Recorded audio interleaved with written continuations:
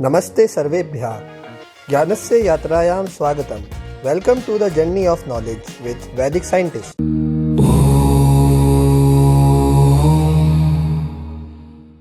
हम पहुंच चुके हैं end of chapter exercise of chapter 1 हमारी लेटेस्ट एनसीईआरटी गणित मंजरी के। तो आज इस एक्सरसाइज को भी कंप्लीट करते हैं और आज हमारा चैप्टर भी कंप्लीट हो जाएगा, फिर हम नेक्स्ट चैप्टर की तरफ मूव ऑन करेंगे। तो पहला क्वेश्चन है इस एक्सरसाइज का, what are the X coordinate and Y coordinate. अच्छा, क्वेश्चंस करवाने से पहले जिसने भी ये दो वीडियो नहीं देखी है थ्योरी की वो जाके देखे, वरना आपको कुछ भी समझ नहीं आएगा जो भी मैं आपको बताने वाला हूँ, क्योंकि इन दो वीडियोस में हमने पूरे चैप्टर की थ्योरी बहुत अच्छे से समझी है। उन्हीं के बेसिस पे हम ये क्वेश्चंस करने वाले हैं। तो पहला क्वेश्चन स्टार्ट करते हैं, what are the X coordinates and Y coordinate of the point of intersection of two axes. Question कह रहा है कि ये हमारी वाई एक्सेस है, ये हमारी एक्स एक्सेस है, वाई एक्सेस है और एक्स एक्सेस है। जिस पॉइंट पे ये काटते हैं उसके एक्स कोऑर्डिनेट और वाई कोऑर्डिनेट क्या है। जिस पॉइंट पे काटते हैं वो आप बताइए क्या होता है। वो होता है हमारा ओरिजिन, वो होता है हमारा ओरिजिन। और इसी ओरिजिन के कोऑर्डिनेट क्या होते हैं, 0,0, क्योंकि नाम एक्स में कुछ चले होते हैं नाम वाई में कुछ चले होते हैं, इसलिए इसके कोऑर्डिनेट क्या होते हैं 0,0। तो हमारा आंसर आ गया। इसका एक्स कोऑर्डिनेट क्या हो जाएगा 0 और वाई कोऑर्डिनेट क्या हो जाएगा वो भी 0। अब सेकंड क्वेश्चन है, point W has X coordinate equals to -5। ठीक है, बना लेते हैं। एक कोई पॉइंट W है, point W has a X coordinate equal to -5। तो वाई कोऑर्डिनेट के बारे में तो कुछ बताया नहीं है, तो ये कोई भी एक पॉइंट हो सकता है जो -5 दूरी पर हो, -5 दूरी पर हो। तो मान लेते हैं वो पॉइंट ये है। ठीक है, वाई तो दे नहीं रखा। Can you predict the coordinate of point H which is on the line through W। अच्छा, इस W पॉइंट से एक लाइन बनानी है। लाइन कैसे भी बना सकते हैं, इस पॉइंट से जाने वाली ऐसे ऐसे ऐसे कैसे भी बना सकते हैं, पर इन्होंने एक कंडीशन दे रखी है कि वो लाइन किसके पैरेलल होनी चाहिए, वाई एक्सेस के पैरेलल होनी चाहिए। तो वाई एक्सेस के पैरेलल मतलब ऐसी कोई एक लाइन होनी चाहिए। ये डब्ल्यू पॉइंट से पास हो रही है, तो ये पूरी की पूरी लाइन किससे पास हो गई, -5 से पास हो गई। ये चीज़ आपने देखी होगी। अब ये कह रहा है can you predict the coordinates of point H। ठीक है, ऐसे प्रिडिक्ट करने के जितने भी कोऑर्डिनेट हो सकते हैं H के वो कैसे होंगे। अब H किसके ऊपर है, इसी लाइन के ऊपर है। मान लो H यहाँ पर है कहीं पर, ये रहा H। तो H की क्या खासियत देख पाएंगे हम इसका बता नहीं सकते कि इसका Y क्या है, पर क्या हम इसके X के बारे में कुछ कह सकते हैं। क्योंकि ये लाइन Y एक्सेस के पैरेलल है तो इसके X हमेशा सेम होंगे। एक चीज़ आप गार्ड बांध के याद कर लीजिए कि जब भी हम कोई भी लाइन Y एक्सेस के पैरेलल बनाएंगे तो उसके X हमेशा सेम होंगे, और कभी भी एक्स एक्सेस के पैरेलल कोई भी एक लाइन बनाएंगे तो उसके वाई हमेशा सेम होंगे। ठीक है, तो इसका कोऑर्डिनेट हम क्या बोल सकते हैं कि एच का कोऑर्डिनेट कुछ ऐसा होगा कि इसका एक्स -5 रहेगा और वाई की वैल्यू चेंज हो सकती है। तो हमने इसका पॉइंट प्रिडिक्ट कर लिया है। अब लास्ट इसमें बोल रहा है कि विच quadrant can H lie in. Quadrants बोला है। अब यहाँ पर भी कोऑर्डिनेट्स बोला था, तो हम एक फिक्स कोऑर्डिनेट प्रिडिक्ट नहीं कर सकते, हम रैंडम कोऑर्डिनेट बता रहे हैं क्या वाई की वैल्यू चेंज करते रहो और -5 होना चाहिए एक्स। तो ये हमने प्रिडिक्ट कर दिया था। अब क्वाड्रेंट बताना है तो क्या ऑप्शन है, ये लाइन कहाँ से कहाँ तक जा रही है। ये लाइन सेकेंड क्वाड्रेंट में जा रही है और थर्ड क्वाड्रेंट में जा रही है। तो ये कौन से क्वाड्रेंट के हो सकता है एच, सेकेंड क्वाड्रेंट में और थर्ड क्वाड्रेंट में। इजी, दोनों क्वेश्चन हमने कंप्लीट कर लिए। अब थर्ड क्वेश्चन कह रहा है consider the points R, A, M, P if they are joined in the same order predict. अच्छा, प्रिडिक्ट करना है हमारे को, पॉइंट को प्लॉट नहीं करना है। उसने बोला है एन में प्लॉट करना है, now plot the point and verify your prediction. तो हमें खुद से प्रिडिक्ट करना है। क्या प्रिडिक्ट करना है, टू साइड्स ऑफ RAMP। अब RAMP है तो ज्वाइन होगा तो कुछ क्वाड्रिलेटरल बनाएगा, मतलब चार साइड का कुछ फिगर सा बनाएगा, ऐसा आड़ा टेढ़ा सा। हमारे को बताया टू साइड RAMP की जो परपेंडिकुलर है ईच अदर। अब ये हम कैसे प्रिडिक्ट कर सकते हैं बिना प्लॉट करे। अब इसके लिए हमारे को थोड़ा लॉजिक लगाना पड़ेगा, तभी एक्सरसाइज अच्छी है और ये क्वेश्चन भी अच्छा है। कैसे करेंगे, हमारे पास कार्टेशियन प्लेन पे दो लाइन को परपेंडिकुलर करने के कितने तरीके हैं। आप बस पेन उठाइए और शुरू कीजिए, स्टार्ट करेंगे तभी क्वेश्चन होगा। एक लाइन ऐसे हो सकती है परपेंडिकुलर आपस में दो लाइनें, और दो लाइनें परपेंडिकुलर आपस में ऐसे हो सकती है ना। एक एक के ऊपर होगी या एक ऐसे में होगी लेटी हुई के ऊपर। तो यही दो ऑप्शन है हमारे पास परपेंडिकुलर करने के। अब आप बोलेंगे ऐसे भी तो हो सकता है, तो वो इसी का फ्लिप वाला वर्जन है। बस ये दो तरीके हो सकते हैं हमारे पास। अब इसमें क्या होगा, ये 3 पॉइंट दिख रहे हैं आपको, 1 2 3। तो 3 पॉइंट से हमारा एक परपेंडिकुलर स्ट्रक्चर बनता है और दोनों लाइन का ये वाला पॉइंट क्या होगा, कॉमन होगा। अब इस पॉइंट से क्या दोनों लाइन के बारे में कुछ कह सकते हैं? मान लेते हैं इस पॉइंट के कोऑर्डिनेट क्या है, एक्स कॉमा वाई है, ठीक है, एक्स कॉमा वाई है, ये ए बी और सी है। बी के कोऑर्डिनेट एक्स कॉमा वाई है, तो आप सी के कोऑर्डिनेट के बारे में कुछ कह सकते हैं? क्योंकि ये एक सेम हॉरिजॉन्टल लाइन पे है, सेम हॉरिजॉन्टल लाइन पे है, तो इसका एक्स भी तो सेम ही होगा ना। नहीं, एक्स सेम नहीं होगा, एक्स तो चेंज हो जाएगा, इसका वाई सेम होगा। तो जो इसका वाई है वही इसका वाई है ना, क्योंकि ये सेम हॉरिजॉन्टल लाइन पे होती है अगर किसी भी प्लेन में लाइन, तो उसके सबके वाई कोऑर्डिनेट सेम रहते हैं कि सेम हाइट पे है, तो इन दोनों के वाई कोऑर्डिनेट सेम होंगे सी वाले के। और ए वाले के लिए क्या कह सकते हैं? एक ही पॉइंट के ऊपर लाइन जा रही है तो मतलब इसके एक्स कोऑर्डिनेट सेम होंगे, है ना, ए के एक्स कोऑर्डिनेट सेम होंगे। अभी हम प्रिडिक्ट कर रहे हैं, जब हम इसको प्लॉट करेंगे आपको अपने आप समझ आ जाएगा मैं क्या कह रहा हूँ। तो मैं कह सकता हूँ कि अगर मुझे कोई 3 ऐसे पॉइंट मिल जाए जिसमें एक पॉइंट के तो एक्स वाई मेरे पास हो और वही एक्स दूसरे पॉइंट का हो और उसका वाई तीसरे पॉइंट का हो।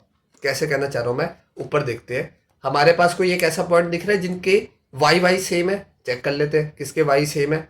इसका वाई है -2, इसका वाई है -2, ठीक है।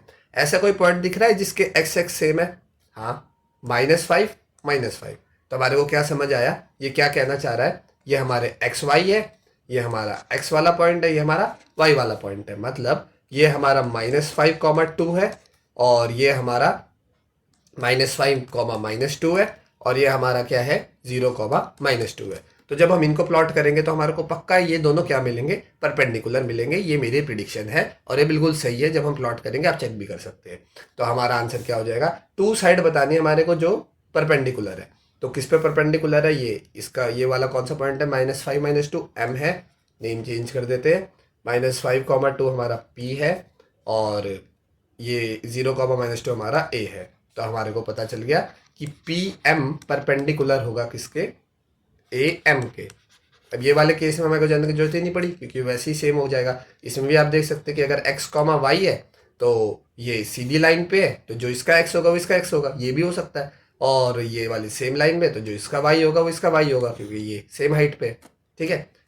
सेकंड पार्ट में हमारे को प्रिडिक्ट करना है ऐसी कोई एक साइड जो किसी भी एक्सेस के पैरेलल हो। हाँ, अब किसी एक्सेस के पैरेलल होने का मैंने आपको कंडीशन बता रखा है कि अगर कोई भी लाइन, ये वाई एक्सेस है, अगर कोई भी लाइन वाई एक्सेस के पैरेलल है, ऐसी है या ऐसी है, तो उसकी क्या खासियत होगी कि वो वाई एक्सेस से एक बराबर दूरी पे ही होगी हमेशा, तभी तो पैरेलल होगी।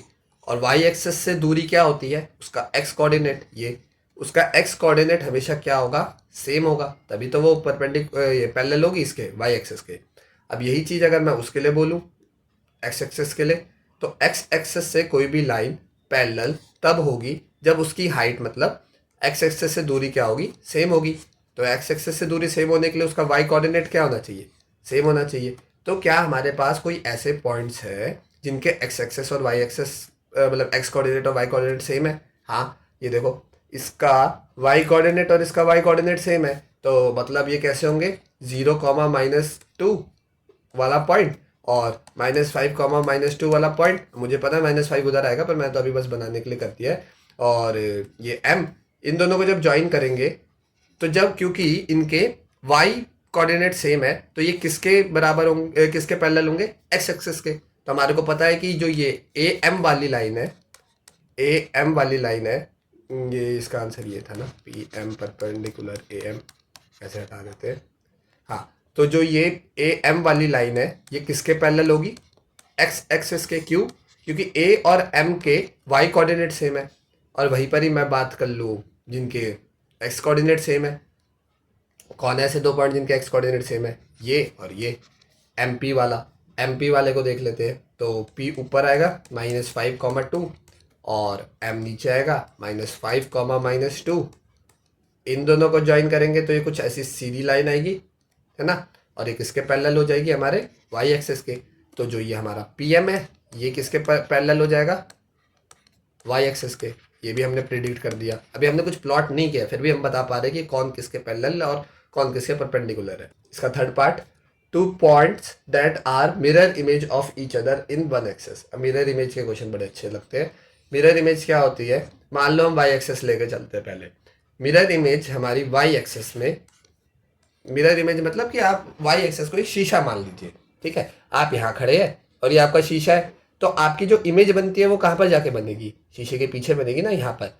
और क्या खासियत होती है इस इमेज की, ये आड़ी टेढ़ी नहीं होती, सीधी बनती है। मतलब जहाँ आप खड़े हो जस्ट उसके अपोजिट दूसरी डायरेक्शन में भी आप वहीं पर ही दिखोगे, ऐसे नहीं यहीं दिखोगे या यहाँ दिखोगे, बिल्कुल वहीं दिखोगे। और क्या कितनी दूरी पे दिखोगे, जितनी दूरी आपकी यहाँ से है उतनी दूरी आपकी इमेज की भी यहाँ पर होती है। तो वही हमारे को पॉइंट के लिए करना है कि पॉइंट की मिरर इमेज किसी भी एक एक्सेस में, ऐसा कोई पॉइंट है इनमें, ऐसे कोई दो पॉइंट है क्या आर ए एम पी में जो आपस में मिरर इमेज हो किसी भी एक्सेस में, तो चेक कर लेते हैं। अब y में मिरर इमेज होने की क्या खासियत है कि y की मिरर इमेज की आप ये लाइन देखिए किसके पैरेलल है, x एक्सेस के। x के पैरेलल वाली जो लाइन होती है उसकी क्या खासियत होती है, उसके y कोऑर्डिनेट सेम होते हैं। तो इसका भी y होगा इस वाले पॉइंट का, और इस वाले पॉइंट का भी y होगा। तो अभी ऊपर नहीं जाएंगे क्योंकि ये x में भी पैरेलल हो सकते हैं ना, तो अभी हम बस इसकी बात करेंगे y वाले की, ठीक है। और क्या खासियत होगी, और एक खासियत ये होगी कि ये वाली दूरी और ये वाली दूरी बराबर होगी। तो मतलब y से यहाँ की दूरी क्या होती है x, और यहाँ की दूरी क्या होती है x। तो ये भी x होगा और ये भी x होगा। पर आप बोलेंगे सर ये तो फिर एक ही पॉइंट होने चाहिए थे। हाँ, एक चीज और है ना, ये प्लस का x होगा और ये माइनस का x होगा, ठीक है, क्योंकि नेगेटिव एक्स एक्सिस पे है। तो हमारे को ऐसे कोई दो पॉइंट मिल रहे हैं क्या जिनके y सेम हो। हाँ, तो देखते हैं। हाँ सर, इसका y सेम है, इसका y सेम है, पर क्या ये दोनों x सेम है, तो x सेम तो नहीं है, और ना नेगेटिव के x सेम है, तो फिर ये हमारे मिरर इमेज नहीं हो सकते। तो मतलब y एक्सेस में तो कोई मिरर इमेज नहीं है, तो क्या x एक्सेस में मिलेगी, चेक कर लेते हैं। x एक्सेस में भी हम सेम लॉजिक लगाएंगे। क्या करेंगे x एक्सेस के लिए भी कि इसको ज्वाइन कर लेता हूँ। x एक्सेस में मिरर इमेज होने के लिए क्या होना पड़ेगा, मान लो एक ये पॉइंट है और एक ये पॉइंट है। अब ये किसके पैरेलल हो गए मिरर इमेज के लिए, अब ये किसके पैरेलल हो गए y एक्सेस के। तो इसका x सेम होगा और इसका भी x सेम होगा, और ये y में दूरी बराबर और y में दूरी बराबर, पर ये माइनस में बराबर और ये प्लस में बराबर। तो ये y प्लस का होगा और यहाँ पर y माइनस का होगा। तो ऐसा कोई पॉइंट दिख रहा है जिसके x सेम हो, हाँ x सेम है। और क्या इनके y भी सेम है, हाँ इनके y भी सेम है, और ये माइनस का y है और ये प्लस का y है, तो हमारे को मिल गए। तो ये वाले किसके लिए हो गया, ये x एक्सेस में हमारी मिरर इमेज मिली। तो हमारे को आंसर बता देना है कि m and p mirror image है, और कौन सी एक्सेस में है, x एक्सेस में इसकी मिरर इमेज है। तो डन, आ गया हमारा आंसर। अब इस प्रिडिक्शंस को चेक करना है हमारे को प्लॉट करके, तो प्लॉट कर लेते हैं और चेक कर लेते हैं कि हमने सही किया है या नहीं किया है। प्लॉट करते हैं, हमारा 3,0 हो जाएगा, ये वाला पॉइंट हो जाएगा 3,0, 3,0 हो जाएगा। दूसरा 0 - 2 हो जाएगा, 0 और y में -2, और m में -5 - 2 हो जाएगा, -5x में, और -2 ये यहाँ पर हो जाएगा कहीं पर, और p हो जाएगा -5 - 2 -5 + 2 -5 + 2। तो क्या जो हमने प्रिंट किया था वही आया है, RAMP। इनको ज्वाइन करते हैं तो हमारे को एक चीज़ दिख रही है कि PM और AM आपस में परपेंडिकुलर है, तो हाँ ये सही किया था हमने। दूसरी चीज़ AM x एक्सेस के पैरेलल है, हाँ x एक्सेस के पैरेलल है, और PM y एक्सेस के पैरेलल है, बिल्कुल ठीक है। और क्या ये वाले दो पॉइंट आपस में मिरर इमेज है, हाँ तो जो यहाँ से दूरी है वो यहाँ से दूरी है, और x एक्सेस में मिरर इमेज है, तो ये भी हमारी प्रिडिक्शन सही है, ठीक है। तो तीनों प्रिडिक्शन हमारी सही हुई। अब नेक्स्ट क्वेश्चन पे चलते हैं। तो हमारे को फोर्थ क्वेश्चन में दे रखा है प्लॉट पॉइंट z 5, तो प्लॉट कर देते हैं। एक z पॉइंट बनाना है, ये -6 हो गया y में, और 5 में हो गया प्लस ये, ठीक है। ये z पॉइंट बन गया हमारा यहाँ से यहाँ तक का 5, -6। और कह रहे हैं कि construct a right angle IZN and find the length of the 3 side. ठीक है, हमारे को इससे एक राइट एंगल बनाना है, और z बीच का पॉइंट है, तो मतलब यही वाला होगा हमारा जहाँ पर 90 डिग्री का एंगल बनेगा। तो अब हम अपनी मर्जी से कोई भी एक प्लॉट कर सकते हैं। तो एक आसानी करते हैं ना, हमारे को जिसमें डिस्टेंस फॉर्मूला लगाने की जरूरत ही ना हो, क्योंकि इसमें लिखा भी आंसर में डिफर फ्रॉम % टू %। अब आप एक हार्ड चॉइस भी ले सकते हैं कि कहीं भी एक रैंडम पॉइंट मार दो, ये ऐसे और ये ऐसे करके ज्वाइन कर लो, या तो ये ऑप्शन है आपके पास, या फिर आप कोई भी एक अच्छा सा पॉइंट ले लो। तो एक अच्छा सा पॉइंट क्या होगा, ये इसके जस्ट सामने वाला पॉइंट ले लेता हूँ मैं, ये वाला, ठीक है, और इसके नीचे वाला एक पॉइंट ले लेता हूँ, ये वाला, ताकि मेरे को पता भी रहे कि कोऑर्डिनेट्स क्या है। तो इसके कोऑर्डिनेट तो हो जाएंगे मेरे 5, 3, इसको मैं बोलता हूँ I, और इसको मैं बोलता हूँ N, और इसके कोऑर्डिनेट हो जाएंगे, ये हो जाएगा 2, -6, ठीक है, 2, -6। अब मुझे सबकी डिस्टेंस भी पता है, कैसे पता है मेरे को डिस्टेंस? इस राइट एंगल ट्रायंगल को मैं यहाँ बाहर ले आता हूँ। इसका कोऑर्डिनेट है 5,3, इसका कोऑर्डिनेट है 5,-6, इसका कोऑर्डिनेट है 2,-6। अब बताओ मेरे को आपकी डिस्टेंस क्या है इसकी? देखो इसकी x की कोऑर्डिनेट सेम है और y में ये चेंज हो रहा है, ये -3 था। तो -3 से -6 में जाने में कितनी छलांग लगी? 3 की छलांग लगी। तो इसकी डिस्टेंस कितनी हो जाएगी? 3। और इसकी डिस्टेंस कितनी हो जाएगी? इसकी भी 3 है। ठीक है, तो इसकी डिस्टेंस क्या हो जाएगी? इसकी डिस्टेंस हो जाएगी 3√2। कैसे निकाला हमने? पाइथागोरस थ्योरम लगा दो आप। 3² + 3² का √18 जो कि होता है 3√2। तो इसकी वैल्यू क्या आ जाएगी? 3√2। सिंपलीफाइड तरीके से हमने इसको सॉल्व कर दिया है। और इसको कॉम्प्लिकेट बना सकते थे कि डिस्टेंस फॉर्मूला लगा रहे, नहीं डायरेक्ट कर लो ना आप, ये ज़्यादा आसान तरीके से हो सकता है। देखिए हमारे स्कूल के टीचर्स या कुछ जो हमारे होते हैं पेपर चेकर वाले, वो उम्मीद करते हैं कि हम स्टेप बाय स्टेप एक बड़ी बड़ी अच्छे से लिखें।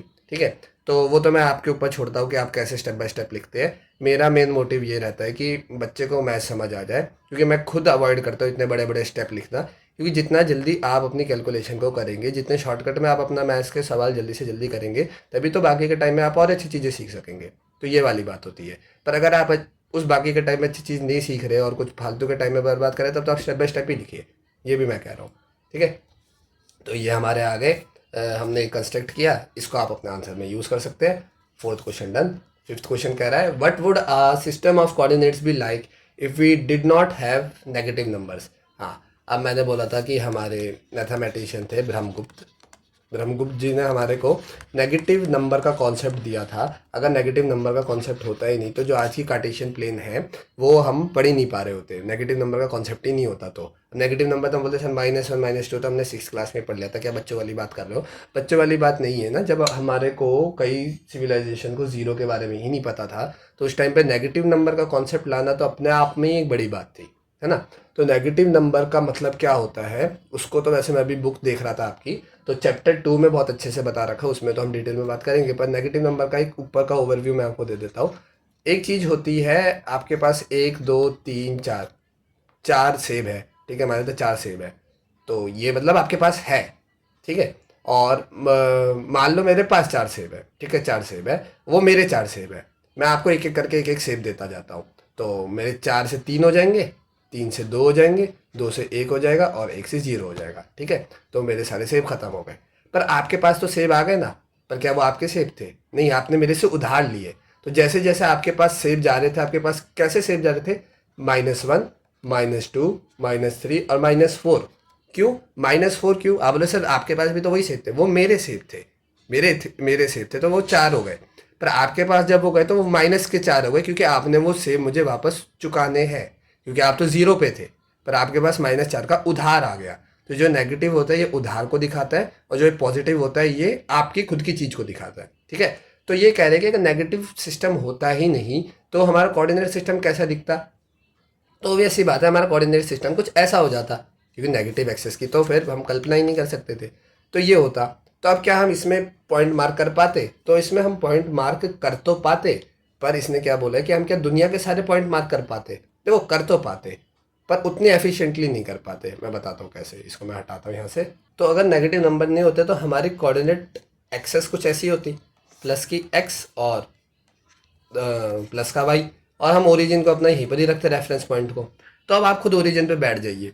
ओरिजिन पे बैठ जाइए, आपका एक कमरा है, तो आप कमरे में किसी भी चीज़ का पॉइंट करके बता सकते हो कि ये 5,3 है, 6,7 है। ऐसे इन पॉइंट्स को जितने भी इसके अंदर आ गए ना, XY के अंदर, आप इनको मार्क कर पा रहे हैं। अब ऐसा तो है नहीं कि आप कमरे के बिल्कुल कोने में बैठे हैं, कमरे के पीछे भी तो चीज़ें होंगी। ये वाली चीज़ों का क्या, इनको कैसे आप मार्क करेंगे?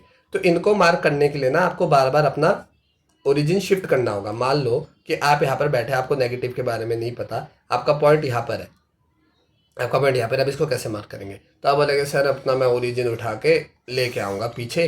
अब मैंने अपनी पूरी की पूरी एक्सेस ही चेंज कर दी है, तो ये वाले पॉइंट के अब मैं कोऑर्डिनेट बता पाऊंगा, क्योंकि पॉजिटिव में आ गए।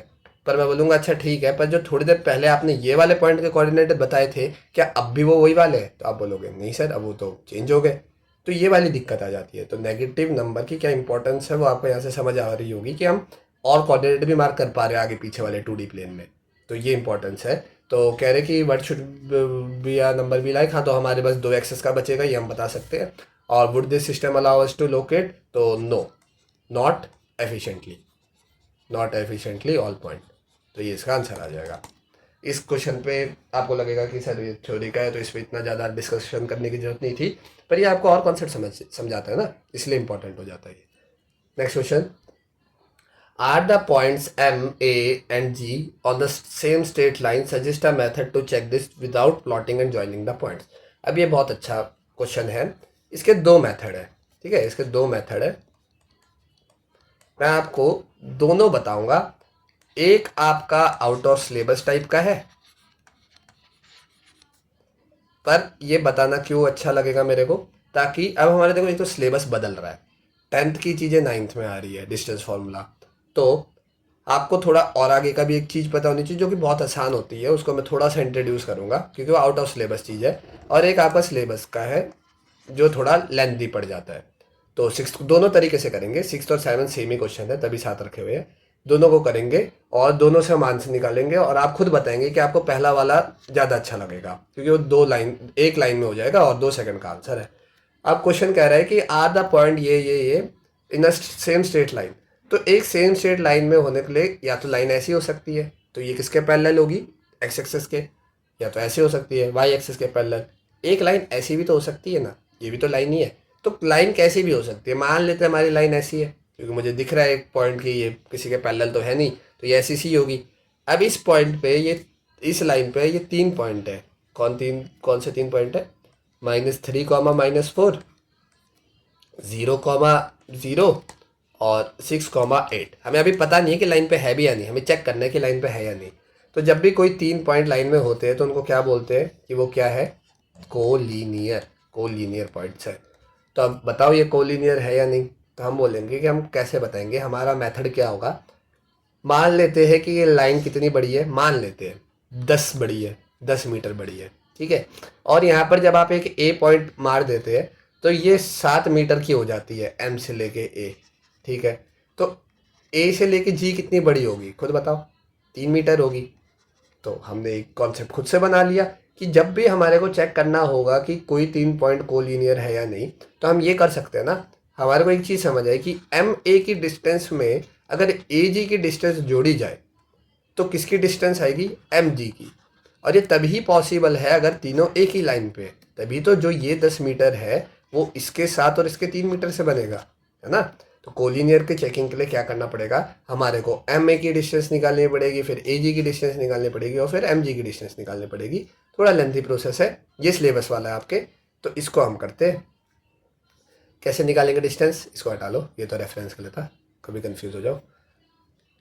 अब इसकी डिस्टेंस निकालेंगे, हमारे को पहले किसकी निकाल लेते हैं, एम ए की निकाल लेते हैं। एम ए की डिस्टेंस क्या हो जाएगी, x2 इसका है -3। हमने डिस्टेंस फार्मूला बहुत अच्छे से करा है, मैं बार बार कह रहा हूँ आप इन वाली वीडियोस को जाके देखिए, तभी आपको समझ आएगा कि मैं यहाँ पर क्या यूज़ कर रहा हूँ और कैसे यूज़ कर रहा हूँ।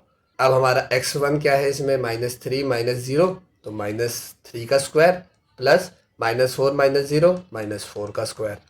तो इसको सॉल्व करने पे हमारा आ जाएगा 9 + 16, हमें पता है क्या आएगा, 5 यूनिट, ठीक है। ए जी देख लेते हैं, ए जी क्या है, ए जी है हमारा 6 माइनस ये तो 6 का स्क्वायर प्लस 8 का स्क्वायर, जो कि हो जाएगा हमारा 36 + 64, अच्छे नंबर है। 100 आ जाएगा तो ये अंडर रूट हो जाएगा 10।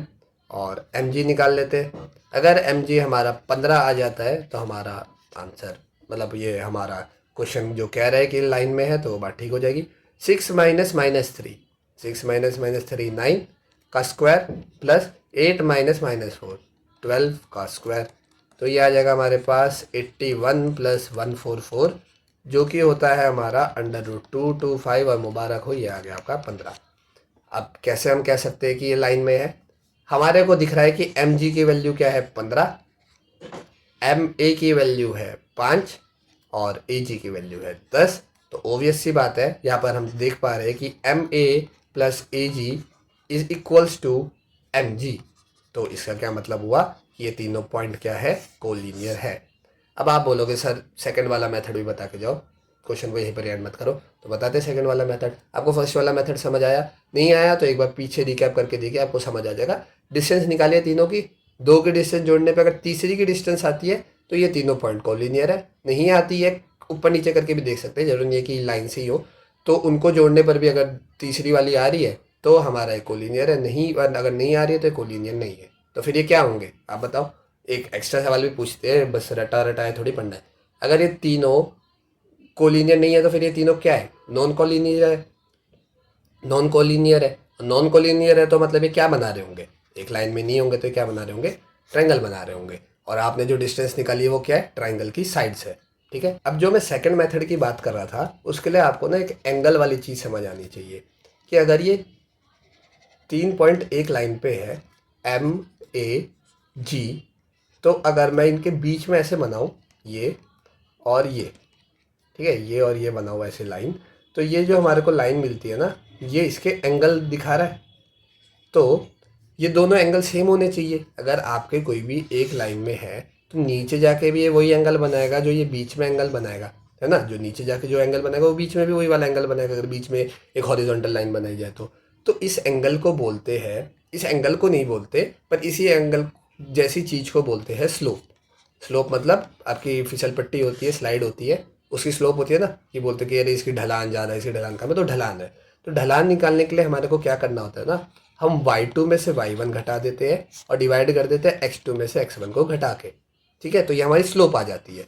तो अगर इसकी स्लोप निकालो और इसकी स्लोप निकालो और दोनों की स्लोप बराबर हुई तो मतलब ये एक ही लाइन में है, तभी तो सेम एंगल बना रहा होगा। तो ये तो और आसान चीज़ हो जाएगी, बस हमारे को ये करना है, उतना अंडर रूट सॉल्व करने की जरूरत नहीं है।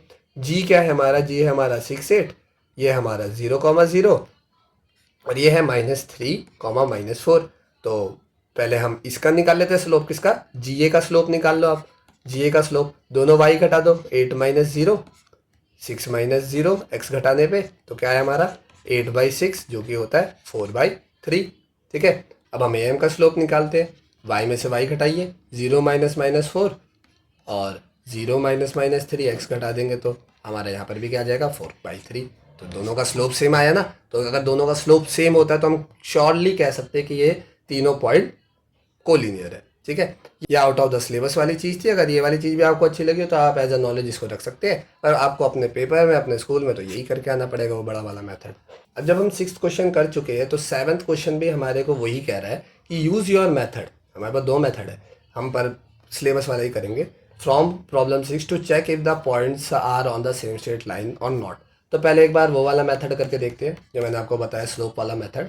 तो RBC है तो पहले BC का निकाल लीजिए स्लोप। y में से y घटाना है तो -5 -12 और -2 -4, नहीं -4 नहीं +4। ठीक है, और ये आ जाएगा हमारा, ऊपर वाले से 7 आ जाएगा और नीचे वाले से -6 आ जाएगा, तो मतलब -7/6 आ जाएगा। स्लोप नेगेटिव भी हो सकती है। अब RB का भी निकाल लेते हैं ऐसे ही, तो -1 -5 और नीचे आ जाएगा -5 -2। तो इसको सॉल्व करेंगे तो हमारा ऊपर आ जाएगा 6 और नीचे आ जाएगा 3 -3, तो ये आ जाएगा -2। तो ये दोनों तो सेम नहीं है, तो हमारा मेथड गलत नहीं है। ये तीनों पॉइंट लाइन पे है ही नहीं। ठीक है, तो यहाँ से हमारा एकदम से निकल के आ जाता है कि स्लोप सेम नहीं है, तो मतलब ये लाइन पे नहीं है। अब ऐसे भी करके चेक कर लेते हैं। अब हम मेथड 1 से सॉल्व करेंगे तो वही हमारा तरीका। पहले RB निकाल लो। RB निकालेंगे तो क्या आएगा हमारा? -5 -2 का होल स्क्वायर प्लस -1 -5 का होल स्क्वायर। सॉल्व करने पे आएगा हमारा माइनस माइनस ये हो जाएगा -3 का होल स्क्वायर 9। जल्दी करेंगे, -1 माइनस ये हो जाएगा 4 16, ये आ जाएगा हमारा 25 आराम से। ठीक है, BC को सॉल्व करते हैं। BC आ जाएगा हमारा x1 x2 कौन है इसमें, 4 -2 हो जाएगा 6 का स्क्वायर और -12 और -5 हो जाएगा हमारा 7, तो ये हो जाएगा -7 का होल स्क्वायर। तो ये आ जाएगा हमारा 36 + 49। ये तो कुछ अजीब सा है, हाँ नहीं अजीब नहीं है, ये 81 है। 81 हो गया हमारा 9। ठीक है, अब लास्ट बचा है हमारा, हमारे को RC निकालना है, लास्ट डिस्टेंस। तो RC हो जाएगी हमारी अंडर रूट का -5 -4 हो जाएगा 9 का स्क्वायर 81 प्लस -1 और -12 हो जाएगा 11 और 11 का स्क्वायर होता है 121। सॉल्व करने पर हमारे सामने आ जाएगा 90209 आ जाएगा और √209 तो मेरे ख्याल से कुछ होता नहीं है। तो 25 + 9 करने पर क्या √209 आ रहा है? तो बिल्कुल नहीं आ रहा। तो ये हमारा सॉल्वेबल नहीं है। तो मतलब जो हमने मेथड 2 से निकाला था वो बात बिल्कुल सही है कि ये कोलिनियर नहीं है। तो हमारा 7th क्वेश्चन भी हो गया है कंप्लीट। क्वेश्चन 8 कह रहा है using the origin as one vertex, ठीक है, plot the vertices of a right angle isosceles triangle and isosceles triangle with one vertex in quadrant 3 and other in quadrant 4। ठीक है, दोनों आसान है। तो ये वाली टेबल के यहीं पर ही बना लेते हैं, फिर बाद में हटा लेंगे। हमारे को ओरिजिन को वर्टेक्स मान के चलना है। तो ये हमारा ओरिजिन है, इसको हमारे को हमारे जो भी हम बनाएंगे ट्रायंगल उसके एक वर्टेक्स लेके चलना है। ठीक है, तो इसको हम मार्क कर लेते हैं ओरिजिन को, ये हमारा एक वर्टेक्स है। अब दूसरा वर्टेक्स हम कहाँ बनाए? दोनों की राइट एंगल आइसोसेलेस ट्रायंगल बने। पहले तो आप समझे राइट एंगल आइसोसेलेस का मतलब क्या है कि एक तो ये 90 डिग्री का एंगल होना चाहिए और इसकी जो दो लाइन है, तीसरी पे हमारा कोई कंट्रोल नहीं होता है, सबसे बड़ी लाइन होती है। तो ये जो दो लाइन है ये बराबर होनी चाहिए। तो इन दोनों को बराबर करने के लिए अब हमारे हाथ में, तो हम अपनी मर्जी से करते हैं। कोई पॉइंट मान लेते हैं, हम इसको 2 ऊपर मार्क करते हैं और यहाँ पर भी 2 यहाँ पर मार्क करते हैं। तो हमारा राइट एंगल ट्रायंगल कैसा बन के आ जाएगा? यहाँ से ये और यहाँ से ये बन गया। इसका नाम क्या रखा था हमने? नाम कुछ नहीं दे रखा, तो इसको हम बोल देते हैं AOB, AOB। अब हमने 2 ऊपर मार्क किया था तो इसको तो 0,0 है ये हमारा। इसको 2 ऊपर मार्क किया था तो ये हमारा हो जाएगा 0,2 और 2 आगे मार्क किया था तो हमारा क्या हो जाएगा 2,0। हमने दोनों एक्सेस को ही यूज़ करके अपना राइट एंगल ट्रायंगल बना लिया। अब हमारे हाथ में था तो हम कैसे भी बना सकते। तो ये सबसे ईजी तरीका था। आपके आंसर वैरी कर सकते हैं, क्यों? क्योंकि हम अपनी डिस्टेंस ऊपर भी तो कर सकते हैं, 2 से ज़्यादा कर लो, 3 कर लो, 4 कर लो, 5 कर लो, पर जो डिस्टेंस यहाँ रखोगे वही डिस्टेंस यहाँ रखनी पड़ेगी, तभी आएगा आंसर। नेक्स्ट क्वेश्चन करते हैं। अब नेक्स्ट पार्ट में हमारे को दे रखा है कि आइसोसेलेस ट्रायंगल बनाना है with one vertex in quadrant 3 and another in quadrant 4। तो ये हमारा क्वाड्रेंट 3 है और ये हमारा क्वाड्रेंट 4 है। अब राइट एंगल वगैरह कुछ नहीं बोल रखा, बस आइसोसेलेस ट्रायंगल होना चाहिए। तो दोनों साइड में आपको बराबर लाइन वाला ट्रायंगल चाहिए।